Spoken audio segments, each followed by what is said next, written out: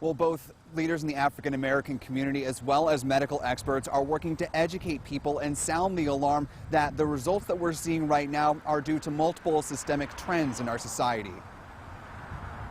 It's been intensified and amplified and exacerbated by this, but these things were, as they say in the insurance industry, pre-existing conditions. Reverend Gregory Bentley told me even before the state's Department of Health confirmed a disproportionate amount of coronavirus cases and deaths in the African American community, he expected it. Disappointed but not surprised at all, because I know American history and I know the American experience.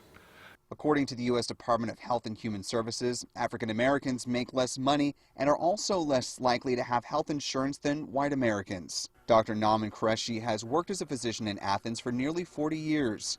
He says these and other pre-existing medical conditions are playing a role in the higher count. Factors come into play such as your age, whether you have diabetes, high blood pressure, obesity, asthma.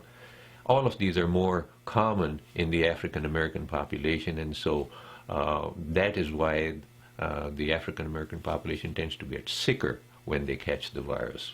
Jessica Fortune Barker with the Madison County Chamber of the Alabama New South Coalition says the black community needs to take this virus seriously. We're a resilient people. You know, we're used to having to fight from a disadvantaged standpoint. And so I just always tell my community that, hey, these things may be impacting us, but we have the strength and the resiliency, and we can pull through this together.